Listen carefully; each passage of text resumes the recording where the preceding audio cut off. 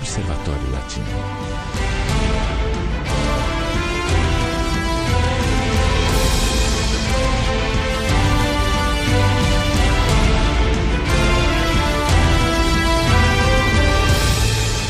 Boa noite, ouvintes da Rádio Vox. Bem-vindos a mais um Observatório Latino. Hoje é sexta-feira, 17 de abril, e eu sou Graça Salgueiro. De volta com o meu programa, depois de um período afastada. Eu não estou voltando normalmente, mas eu não podia deixar passar a informação do que aconteceu na Cúpula das Américas, que ocorreu em Panamá, no fim de semana passado, que teve assim fatos inusitados, coisas horrendas acontecendo e um resultado absolutamente desastroso para a democracia e liberdade das Américas. Eu não vi nenhum comentário aqui no Brasil, comentou-se muito de raspão que estava acontecendo aquilo lá, até porque a presidente Dilma foi.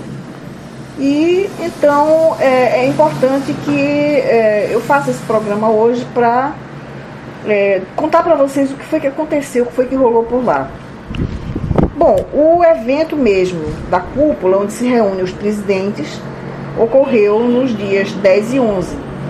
Mas anterior a isso, desde o dia 8, já havia começado outros foros paralelos de pessoas, de organizações, de pessoas de países que são membros desse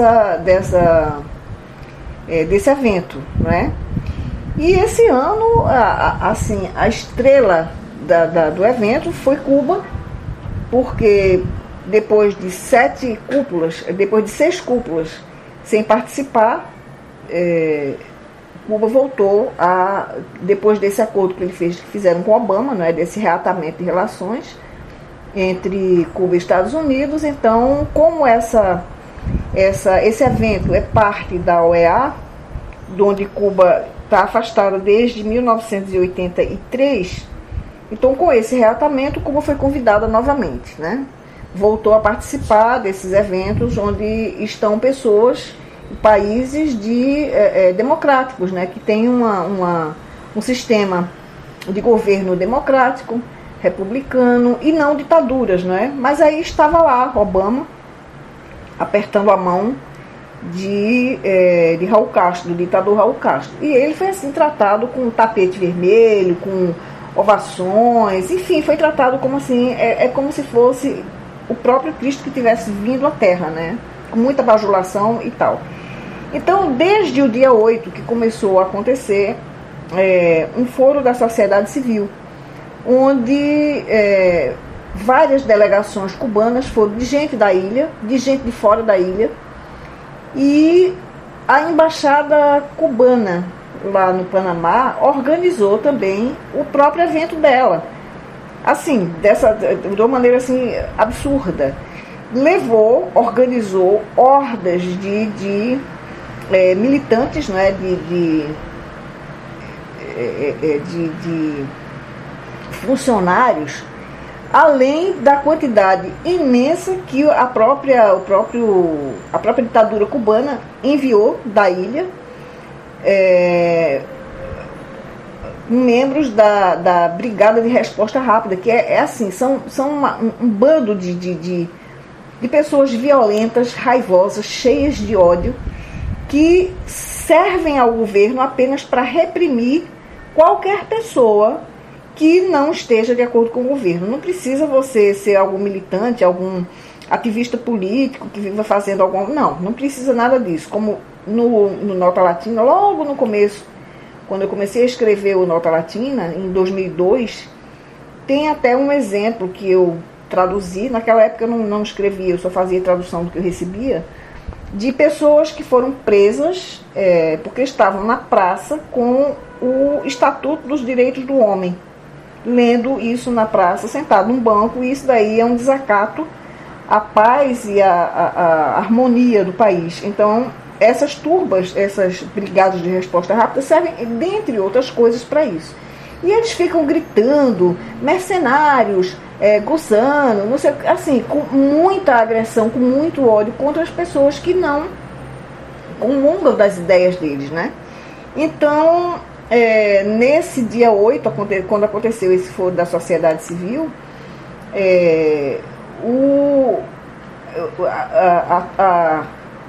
a delegação cubana, né, que veio, disse que ia se retirar do foro porque tinha muito mercenário lá dentro. Então eles disseram o seguinte, eles difundiram um informe, né, oficial, e onde eles diziam, dentro das coisas, eles diziam isso: tomamos essa decisão depois de refletir coletivamente acerca do cenário que se desenhou no foro da sociedade civil, para nos forçar a compartilhar com mercenários pagos desde o exterior, com o propósito de subverter o sistema político e social do país. Agora,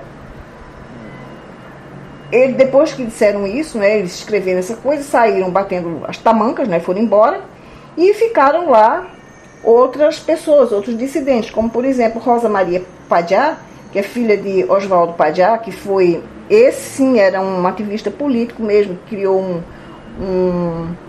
ele tinha uma organização, eu não me recordo agora o nome, mas alguma coisa de cubanos cristãos, alguma coisa assim, ele era católico, e ele foi assassinado, acredito que em torno de 4 anos, em junho, numa emboscada. Ele ia num carro com mais 3 pessoas, e quem dirigia era um rapaz espanhol, um político espanhol que estava lá em Cuba de visita. Ele dirigia o carro e esse carro foi emboscado, terminou batendo numa árvore. Padiá vinha atrás, no banco de trás, e morreu.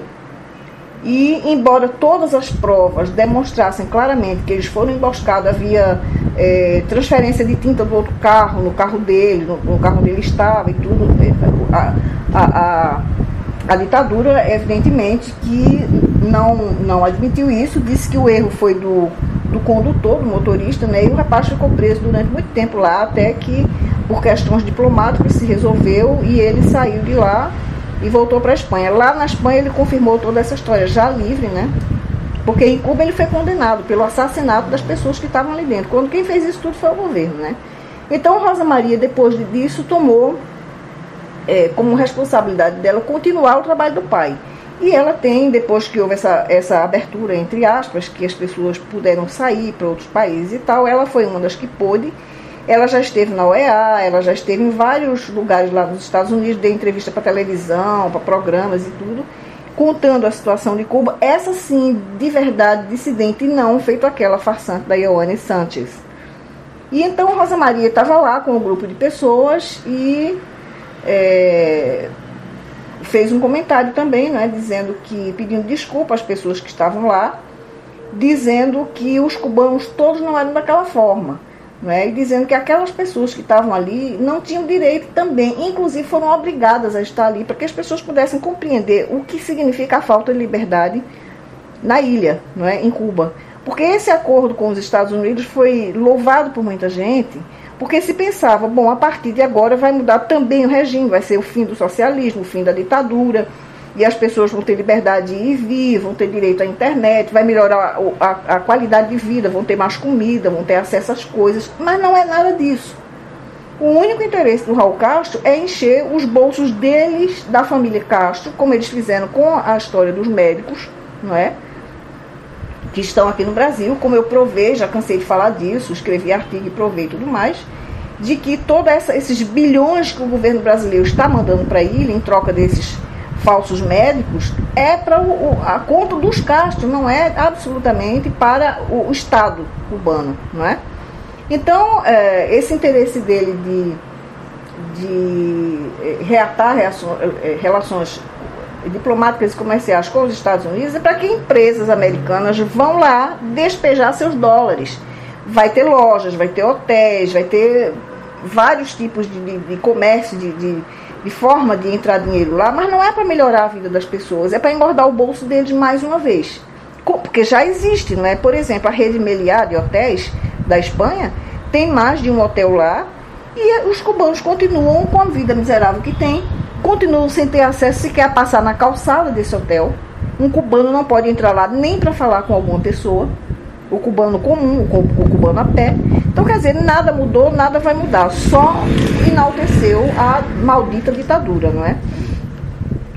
Então, dentre essas pessoas que estavam golpeando as pessoas, agredindo dessas brigadas de resposta rápida, tem um camarada que foi infiltrado lá no Panamá, ele mora lá no Panamá, e que é ninguém menos do que, eu vou dizer aqui para vocês o nome dele.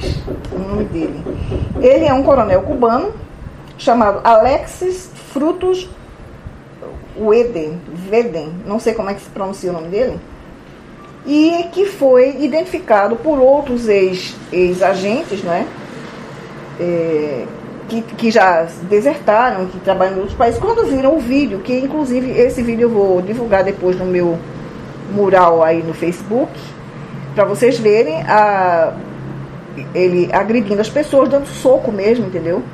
Ele foi identificado, né, pelas pessoas, porque assim, no dia 8, os cubanos que residem em Miami, como por exemplo, tem uma senhora que eu sou amiga dela, que é uma senhora muito distinta, ela foi presa no começo da ditadura e conseguiu se exilar nos Estados Unidos, hoje vive lá há muitos anos, é uma cubana americana com todos os direitos legais, a Silvia Iriondo.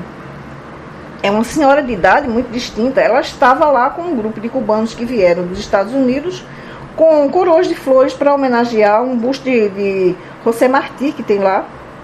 E quando elas estavam lá, silenciosamente, fazendo aquela contemplação, aquela oferenda, veio essa turba a bater neles, agredir, e chamar de mercenário, de não sei o quê. São umas palavras de ordem assim, são chavões já tão decorados e tão batidos que aborrece, né? E começaram a agredir essas pessoas, e o que se espera? Chegou a polícia, e o que se imagina? Bom, vão afastar os agressores e deixar essas pessoas em paz. Mas não foi isso que aconteceu. O atual presidente do Panamá não é membro do Foro de São Paulo, mas ele foi louvado pelo Foro de São Paulo quando foi empossado, né, quando ele foi eleito. Eu não me recordo agora o nome dele, sei que o sobrenome é Varela, me foge agora o nome dele, e como eu estou fazendo esse programa muito na carreira, eu não vou ver agora, eu vejo depois. Então esse camarada mandou a polícia prender os cubanos que estavam lá simplesmente fazendo uma homenagem a José Martí. Levaram preso Orlando Gonçalves, um outro cubano lá da ilha, que o nome dele não é esse, mas ele é conhecido como Antunes, a Iris, a Silvia Iriondo, e um grupo de mulheres, um grupo de pessoas foram presos na delegacia e foram mandados embora, foram deportados. Vejam vocês a que ponto chegou o poder desses malditos Castro, não é?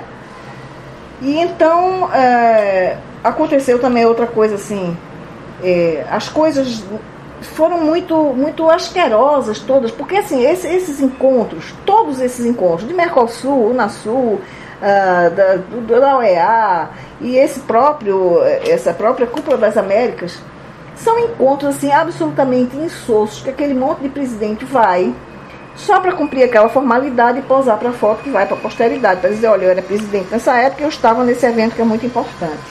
Mas não se discute nada importante lá, ou que se discute, que se acorda, que não, vamos fazer isso, fazer aquilo, não se cumpre, ninguém está nem aí. São somente turnês assim, de férias, só de diversão, entendeu? Não é uma coisa que se leva a sério, nunca se levou. Mas esse ano a coisa foi muito quente, muito nervosa, vamos dizer assim, porque tinha Cuba e tinha a Venezuela com Maduro, né? Então essa história do Nicolás Maduro é um capítulo à parte, porque é tão absurdo, tão vergonhoso, que eu vou contar para vocês o que é que aconteceu. Há um certo tempo já, Maduro vem dizendo, depois que os Estados Unidos, que o Obama,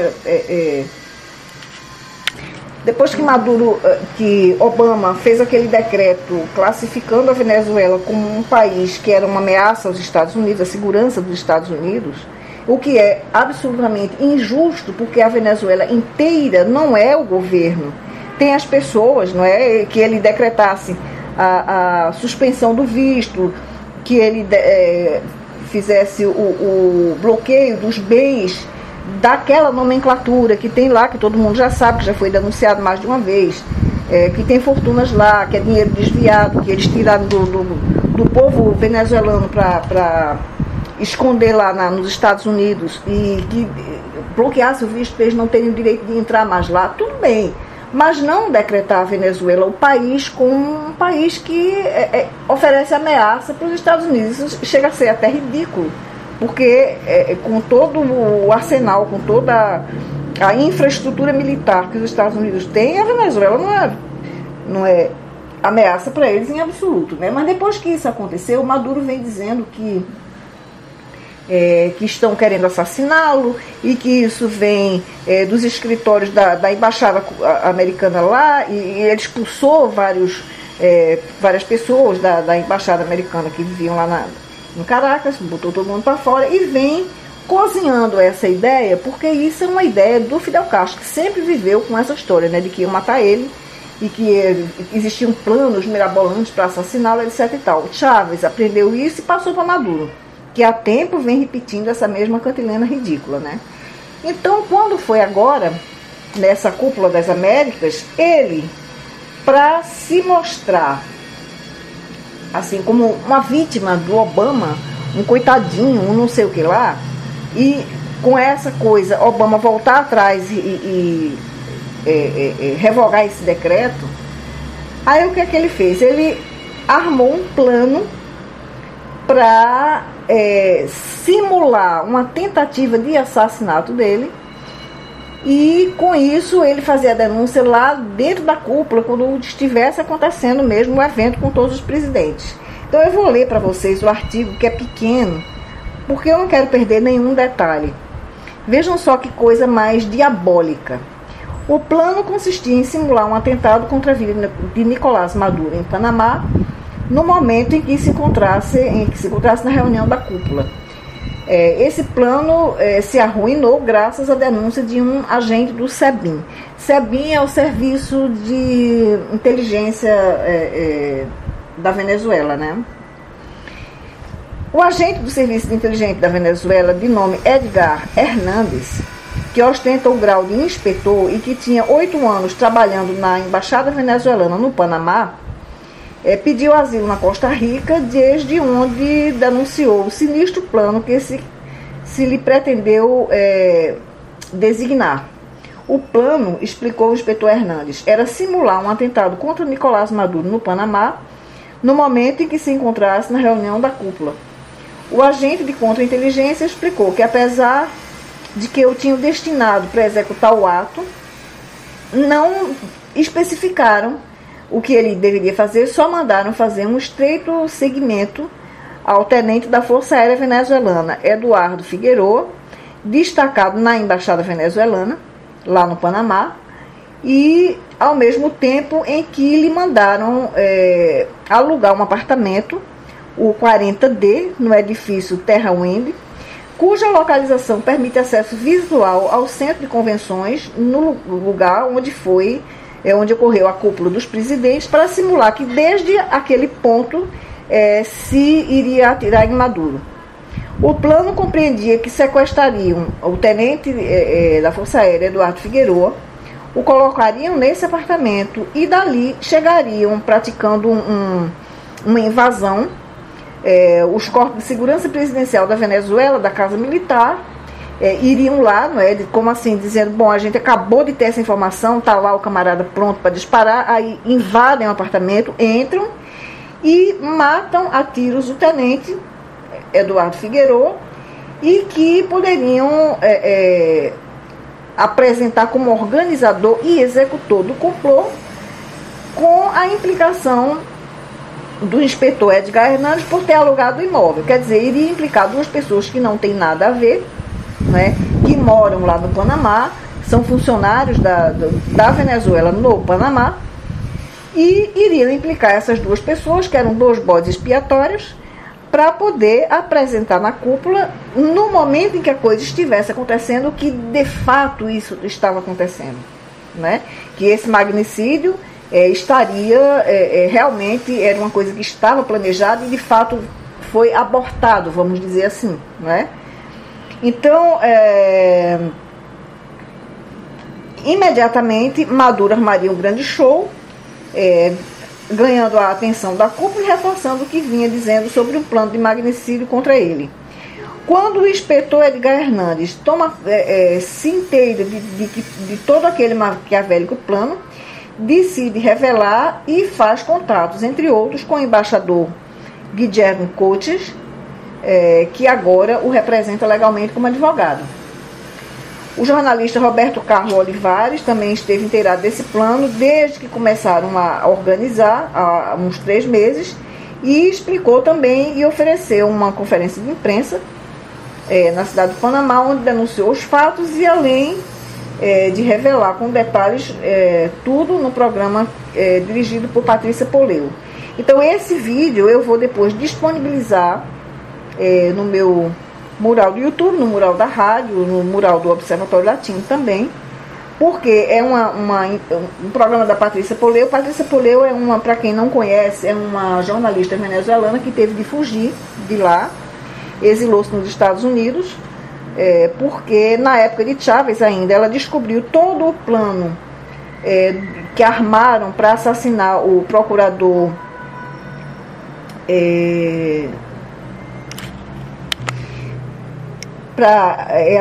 que assassinou, na verdade, colocaram uma bomba no carro do procurador Danilo Anderson. Ela descobriu toda a trama, que foi uma coisa do próprio governo, porque ele, de repente, ele fazia parte do governo, ele fazia parte da nomenclatura, mas de repente ele pisou em falso em uma coisa e o governo resolveu apagar ele da história.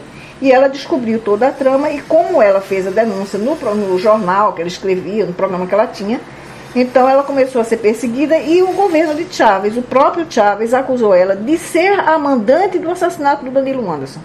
Então ela teve que fugir, ela estava dando aula numa faculdade e vieram avisar e os próprios alunos ajeitaram as coisas para ela fugir. Ela foi embora, hoje ela vive nos Estados Unidos. Então ela tem um programa que se chama Agarra-te, e nesse programa ela entrevistou o Roberto Carlos Olivares, que contou toda essa história, e também uma outra pessoa, uma professora, Vilma Sprache, alguma coisa assim o nome dela, não me recordo direito, onde ela conta essa história e inclusive mostra a parte da agressão das brigadas de resposta rápida cubana aos cubanos que foram participar desse furo.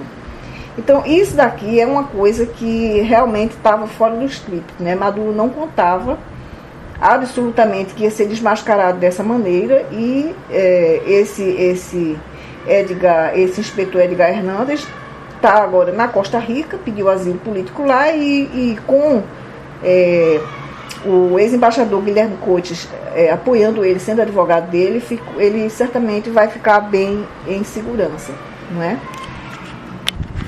Agora, Obama apertou a mão do Raul Castro, os dois estavam em love, eu não posso dizer de outra maneira, não é? Porque os dois assim se amando loucamente, achando que cada um é mais maravilhoso que o outro. O próprio Raul Castro, de repente, ficou mais abjeto do que porque assim, babando Obama, dizendo, ele é um homem honesto, ele é uma pessoa muito boa, ele não tem culpa de tudo que os outros presidentes anteriores a eles fizeram com Cuba, ele é uma pessoa boa, não sei o que e tal. E Obama dizendo que essa é uma parte da história que tem que ser deixada para trás, que para ele não importa a ideologia, mas que se reatem essas relações. Quer dizer, para ele está se lixando para a situação dos cubanos, os cubanos que vivem lá, porque inclusive ficou muito pior para quem quer sair da ilha, porque agora eles não podem mais pedir asilo. Eu comentei isso num programa meses atrás, logo que foi feito esse acordo, em dezembro, de 17 de dezembro saiu esse acordo, e eu fiz um comentário, não sei se no próprio Observatório Latino ou se num outro programa que eu participei da rádio, mas eu expliquei que para os cubanos que saíam e pediam asilo nos Estados Unidos, isso agora acabou, não tem mais sentido. Por quê? Porque se eles reataram as relações diplomáticas, então não são países inimigos. Então acabou. Os cubanos que conseguiram sair, pediram asilo antes de dezembro, esses daí tiveram seus direitos garantidos e hoje são cidadãos americanos. Agora, os outros que continuam na ilha querendo sair, eles não têm mais como. Eles até podem ir, mas pedir asilo não vai funcionar, porque eles não vão dar, que não tem um motivo, não existe legalmente um motivo, já que são países amigos, está fugindo de quê? Não é? Então o prejuízo começou a partir daí. Depois, porque, como eu disse logo no começo do programa, a vida do cubano a pé não vai mudar em uma vírgula, absolutamente nenhuma vírgula, não é? E aí o Raul Castro ficou muito feliz porque Obama tirou Cuba da lista dos países que abrigam terrorista. Para isso era necessário que ficasse provado que por pelo menos 6 meses atrás eles não tivessem nenhuma relação, não promovessem de alguma forma, não apoiassem o terrorismo. E aí vem a pergunta idiota. E as Farc lá em Cuba, desde setembro de 2012, fazendo o quê? Não é? Tramando, se rearmando, dando ordens, controlando tudo aqui no lado de cá, né? na própria Colômbia e nos países com quem eles têm influência, não é? E finalmente, olha, vejam bem, essa cúpula encerrou-se no dia 11 de abril. Quando foi no dia 14, 3 dias depois, apenas 3 dias depois, as Farc fizeram um dos atentados mais cruéis e violentos que se conhece lá na Colômbia. Eles atacaram um corregimento militar chamado Timba, que fica em Buenos Aires, no Cauca, onde foram assassinados de surpresa 11 militares e outros 20 ficaram feridos, sem falar nos outros ataques que eles têm, que eles fazem coisas menores em volta, não é? Então, quer dizer, se isso não foi tramado desde lá, se eles não estão dando apoio a esses terroristas lá dentro de Cuba, como é que se justifica que Obama tire Cuba da lista de países que abrigam terroristas quando isso aconteceu logo depois? Não é? É uma coisa que eu sempre digo, repito e vou dizer de novo: não se pode confiar em palavra de comunista, porque eles não têm palavra. Inclusive, o Raul Castro assinou um termo de compromisso por escrito de que não iria apoiar nem as Farc, nem o ELN, nem o ETA Basco. No entanto, tem pessoas dessas organizações terroristas lá dentro vivendo com todo o conforto, né? Os cabeças das Farc continuam lá nessa tal conversa de paz, que não é paz coisa nenhuma. Eles insistiram que devia haver um cessar-fogo bilateral. Santos ordenou. Quando foi nesse dia 14, na madrugada desse dia 14, esses militares começaram a pedir socorro. Dizendo que estavam sendo atacados, que mandassem reforço, que mandassem apoio aéreo. E o que foi que aconteceu? A Força Aérea não fez nada, porque o Santos tinha proibido qualquer ataque. Então, o que aconteceu? Meninos, eu vi o vídeo, é uma coisa assim pavorosa. Meninos soldados de conscrito, meninos de 17, 18 anos, assassinados da forma mais absurda, mais brutal, tudo despedaçado. É um negócio de partir o coração, gente. E tá aí, seu Obama é responsável por isso, seu Juan Manuel Santos é responsável por isso, eles deveriam responder criminalmente por isso. E seu Raul Castro, que é um monstro sanguinário, que mata sem sentir o menor rancor, sem sentir o menor, assim, não tem nenhum sentimento, sabe, de pena, de piedade, de misericórdia. Não, mata mesmo, porque tá ali incomodando, não é? Então, esse caso desse assassinato desses militares causou assim muita revolta, e na Colômbia as pessoas estão pensando em processar ou pedir fazer um impeachment do Santos por crime de lesa humanidade, entendeu? Tem várias propostas, mas aí ele agora, depois desse fato, ele disse assim: não, vamos suspender o cessar-fogo bilateral, porque não pode mais, porque nada disso pode atrapalhar para poder a gente acelerar o fim dessas negociações. É absurdo como é que um sujeito pensa dessa maneira, friamente. Eu vi um vídeo do evento em que Obama e o Raul Castro estavam apertando as mãos, e o Santos estava assim, colado com ele, sabe, com um sorriso na boca, todo feliz, enquanto as Farc estavam planejando, se organizando, e foi um ataque violento, gente, foi ataque com morteiro, foi ataque com fuzil. Se vocês vissem, é porque eu não tenho fotos, eu tenho só o vídeo, é um vídeo que eu não posso repassar, porque eu não posso publicar isso no Facebook, é proibido. O YouTube tinha o vídeo, já tiraram, o próprio YouTube disse que era uma coisa que ia contra as políticas dele, mas é uma coisa muito violenta. Gente sem cabeça, gente com os intestinos aparecendo, com um rombo na barriga, um buraco na barriga, perna para todo lado, sabe? É uma coisa assim, pavorosa de você ver, isso não é atitude de gente, isso não pode ser gente. São seres das trevas, são seres, sabe, do mais profundo das trevas, isso não é ser humano como nós. E seu Obama acobertando tudo isso, e Dona Dilma acobertando tudo isso, sabe, todo mundo passando a mão pela cabeça, porque quando o Raul Castro fez o discurso dele lá, né, todo feliz com Obama, porque reataram relações e porque ele agora pode participar dessa cúpula, ele agradeceu muito a Dona Dilma, agradeceu muito, ele disse inclusive assim, que agradecia a contribuição regional da presidente Dilma Rousseff à causa revolucionária. Sabe? Não é brincadeira, gente. Não é brincadeira, esse povo todo é responsável. Tudo isso está na conta dessas pessoas. Da Dona Dilma, do seu Lula, que foi o primeiro a fazer isso. Sabe? Do seu Juan Manuel Santos, do seu Obama e de toda essa curriola, porque tinham 35 presidentes de países das 3 Américas. Não é possível que todos eles vivendo em um país democrático, onde as pessoas têm o direito de vir, têm o direito à propriedade privada, têm o direito de se expressar, têm direito de eleger seus candidatos. Todas essas pessoas fechem os olhos para isso que está acontecendo.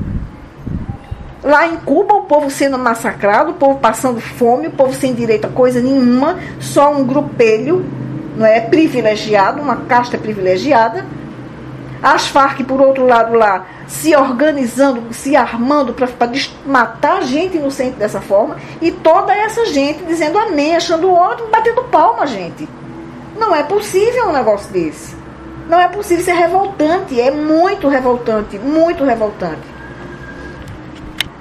Agora, por outro lado, houve também um encontro de ex-chefes de Estado e de governo, que fizeram uma declaração sobre a Venezuela, onde eles chamam a atenção para esses acordos internacionais dos quais a Venezuela é signatária, como a Convenção Americana de Direitos Humanos, vários outros, a Declaração de Santiago de Chile, da OEA e tal, e eles chamam a atenção para essas coisas, mas eles fazem uma declaração que é muito extensa, eu não vou ler, mas eu posso depois até publicar lá no meu Facebook, onde eles chamam a atenção para a alteração constitucional na Venezuela, onde os poderes não têm independência, né? É tudo regido pelo executivo, é o presidente que faz, determina e decreta todas as coisas, prisão de opositores,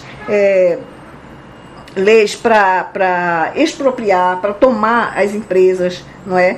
Tudo isso, todo o país é regido pela voz de uma pessoa só, exatamente como acontece em Cuba. Então, eles estão denunciando isso aqui, que os 3 poderes não têm, sobretudo a justiça, não tem independência, que deveria ter, não é? Porque como eu já falei várias vezes, desde a época de Chávez, com aquela história de leis habilitantes, que eles legislam por decreto. Tanto Chávez como agora o Maduro, eles decretam que vai acontecer isso, aquilo outro, que vai se fazer assim, que vai se fazer assado, e as pessoas têm que cumprir. Vai para a Assembleia somente para eles assinarem, porque como eles são maioria, nem entra para votação praticamente. A oposição tem, acho que uns 6 ou 7 deputados, e eles não têm voz, evidentemente. Inclusive, eles são calados na maioria das vezes, como vocês devem ter lembrança do que aconteceu com Maria Corina Machado e um outro deputado, que levaram, jogaram coisas, e eles tiveram, a Maria Corina teve o nariz partido, o outro deputado teve, isso está tudo lá no Nota Latina, vocês podem ver o outro deputado ficou com um corte na testa porque eles queriam falar e não deixaram, simplesmente não deixaram. Aqui vocês não falam, vocês são aqui figura de papel, né? Então, o seu Maduro, ele faz esse tipo de coisa, igual como o Chávez fazia. E aí esses ex-presidentes fizeram esse documento, que é bastante grande, né? E encaminharam para os outros presidentes, encaminharam lá para a Assembleia mesmo, onde estava ocorrendo o evento com os presidentes, né? E aí nesse documento assinaram Oscar Arias, da Costa Rica, José Maria Aznar, da Espanha, Belisário Betancur, da Colômbia, Felipe Calderón, do México, Laura Chinchilla, que foi a ex-presidente, foi uma muito boa presidente da Costa Rica, Eduardo Dualde, da Argentina, Vicente Fox, do México, Felipe Gonçalves, da Espanha, Lúcio Gutierrez, do Equador. O Lúcio Gutierrez tem uma história curiosa que eu já contei mais de uma vez. Ele era membro do Foro de São Paulo, foi eleito pelo Foro de São Paulo, só que quando ele assumiu a presidência, ele é um coronel também. Quando ele assumiu a presidência, ele resolveu fazer acordo com os Estados Unidos e permitiu que a base de Manta fosse utilizada para fazer pelos americanos, para fazer o combate ao narcotráfico. E por conta disso, ele foi defenestrado do Foro de São Paulo, colocam ele lá como traidor. Numa das resoluções de um encontro desse, ele consta lá como traidor, e organizam todo um plano para depor esse presidente. E começam com pressão, até que ele chega a um ponto ingovernável e ele renuncia, né? Porque ele mudou de lado. Então ele estava lá também apoiando essa resolução. Estava o Luiz Alberto Lacalle, o ex-presidente do Uruguai, que eu conheço pessoalmente, que é uma pessoa assim interessantíssima, né? Um conservador de primeira linha.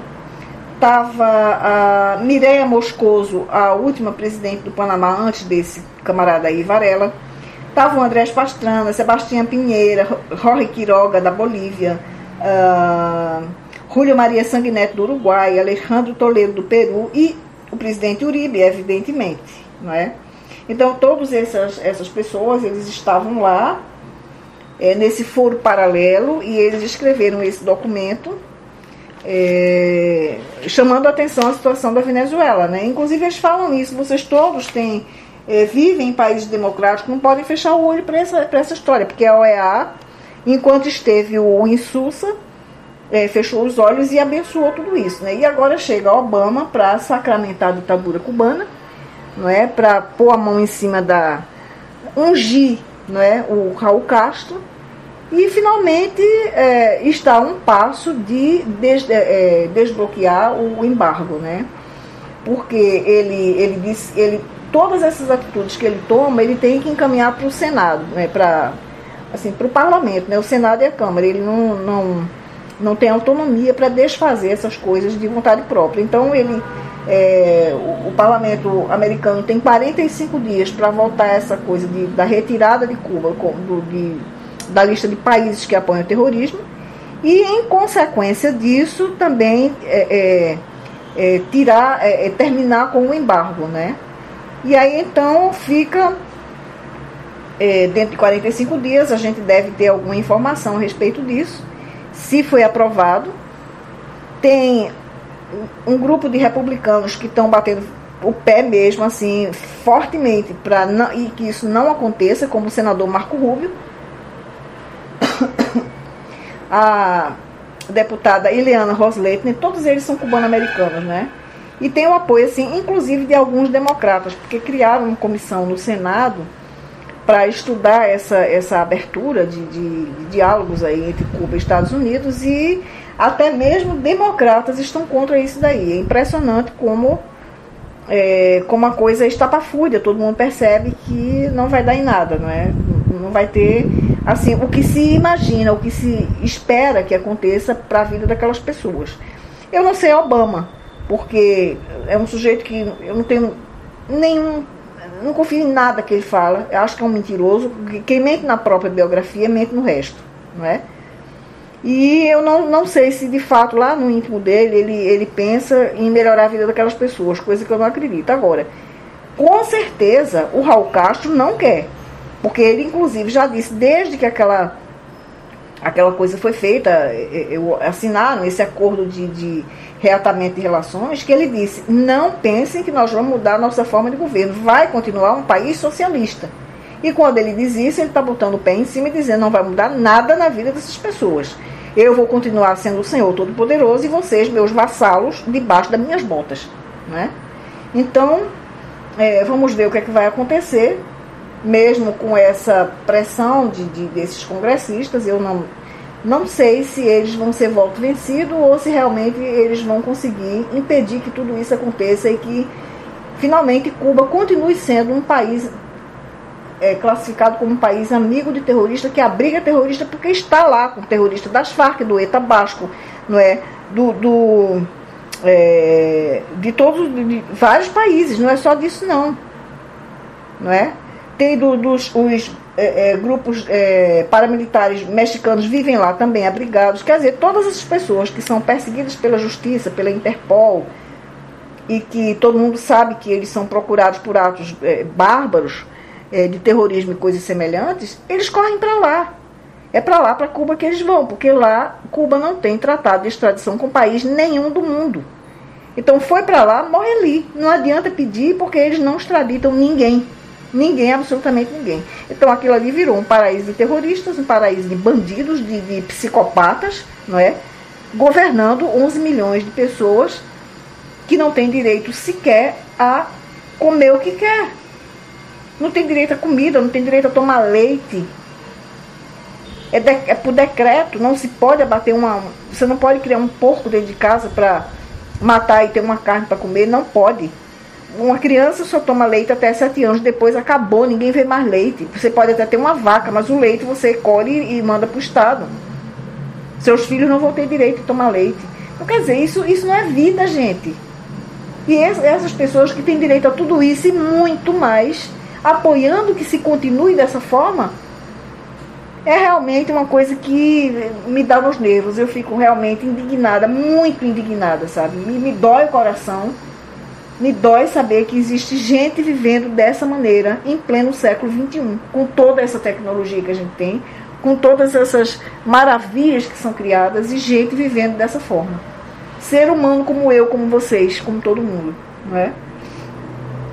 Então, esse Observatório Latino é só até aqui, não tem música, não tem intervalo, porque eu não podia deixar passar essas informações. Eu espero que vocês apreciem e aguardem que depois eu vou pôr no meu mural no Facebook mais tarde. Eu ponho lá no meu mural do Facebook o documento desses ex-presidentes, para quem quiser ler, e o vídeo que eu me referi há pouco. Então fique com Deus, tenham um bom fim de semana e até a próxima.